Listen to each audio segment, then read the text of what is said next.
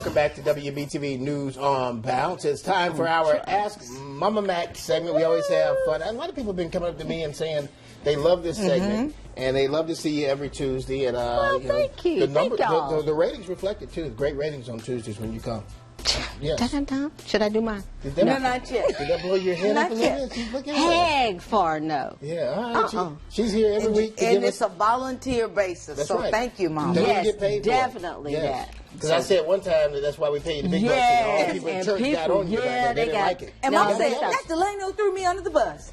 He knows I don't get paid. Yeah. This is true. She doesn't get paid, but she's here, and we always Out of the kindness of her heart. Yes. Let's do it. And for my child, and for Delano. Yes. There we go. A couple of tough stories to share tonight. Tennessee parents who had to bury their son trying now to raise awareness about a dangerous situation he put himself in. They found out too late that their 16-year-old had drank racing fuel mixed with soda.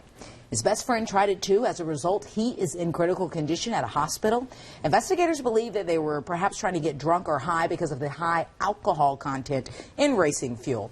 2 other high school students confessed to drinking the mixture, but they are okay. Now the parents of the student who died are trying to raise money to educate students about the dangers of drinking racing fuel. Mama Mack, this is such a heartbreaking story, but we often hear about things like this. I'm sure these parents never thought that they would have to warn their child, their teen, about this. I would hope, no, I would think not. But, you know, teens are always trying to find something to pump themselves up or to get intoxicated and, you know, I don't know. Just craziness. I don't know what to say. I mean, why would you... I'm just totally baffled by that, you know, and plus the fact that by him trying that, he lost his life. And then his friend is in critical condition. That's enough to tell everybody else, don't do this. So you're saying this story should stand alone as, you know, don't try. No, this is definitely a no-no for anything off the wall. I mean, you know, if it's not alcohol, I know you're 16, you can't purchase it. But it shouldn't be drinking it. We will say that. Yes, and that's true. But the internet's become so. I mean, really, they can get anything. That's the problem. So I feel like it's parenting, in a different age. This thing, I am totally baffled by that. That just got my goat. It's like. It started out a long time ago with sniffing glue. People would do that. The kids would that do was that. That huffing. Kind of started that was the cement glue. Yeah, that was crazy. Yeah, so, but I guess what the point is, you got to monitor your kids. You got to. You just don't know what they're doing and what they're seeing out there. And having that open line of communication, because I feel like a lot of the things that sometimes parents and teens can see as off limits were never off limits in our house. My mom talked to us about drugs, about alcohol, you know, everything. No. And you know, I remember. Yes, you have to have that. It stood out. I don't know if it was you or Daddy who first told us about Lynn Bias, who was the promising... probably your dad. From Maryland. Yeah. Yes, and he was going to Boston Celtics. He had just been drafted, one of the best players around, yes. Tried cocaine one time, and because of an undiagnosed heart condition, it took him out of here. And when my father told me that, it really stuck in my head. And so anytime I ever heard any talk of I just always thought, you know what, I would be that one kid that would try it once and look what happens. And this teen probably was not thinking. I don't always think our youth are thinking like that this could have happened. I mean, like I wouldn't want to high that bad, really. Yes. To drink racing fuel. Well, we're going to get on to this next one. We want to warn about a new challenge kids are trying. This one's called the duct tape challenge. A teenager in Washington State wants kids to learn from his mistake. There are videos on YouTube showing kids being wrapped with duct tape all over their bodies. Then they try to break free. Now, in Skylar Fish's case, his friends duct taped his arms and legs, but the 14-year-old fell, hit a window frame, and crushed his eye socket.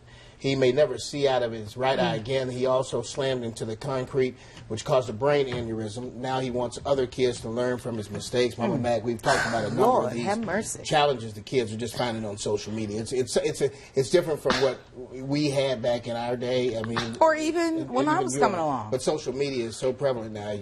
I mean, can they just find church? You know, go to church, find Jesus, somebody, please get them back on the right track, because they have totally lost it. I mean, anything for what? You know? And now he's lost his sight, possibly in one eye. Just like the guy drinking the... Racing. I mean, yes. Can we just go back to going to church and keeping it simple, people? I mean, please. Yes. Well, it's senseless deaths and accidents. In the newsroom, Mama said that they needed to get high with Jesus instead of Yes, racing indeed. fuel. that sounds like a bumper sticker to me. I was raised in the church, to quote a former co-worker. Yes, Every day the doors was open, we were in church. That's right. And then sometimes when they were closed, you showed up. It's true. Yeah. Well, okay, let's do something. Let's do something a little bit more positive. We never do that much. We don't. It's a little I mean, heavy, that but you know, was I feel like super. that needs to be talked about. Because Yes. if there's one parent watching this tonight, one student, one young person who has a good takeaway, then we did our jobs, and it was worth it. All right, Mama Save a Mack, the sound off tonight. We're talking about the excitement for the Carolina Panthers. Panthers Nation still hyped about the big NFC Championship win. And we're talking more specifically about bandwagon fans. So many of you might have been rooting for the team all season long. Others, you know, been holding it down since '95 when the franchise was founded. But of course, any winning team that's Super Bowl bound can expect bandwagon fans who are charmed by the success. Yeah, an Emory University study published last year says from 2001 until 2013, the Arizona Cardinals have seen the most bandwagon fans in the NFL. Some of those are jumping off right now.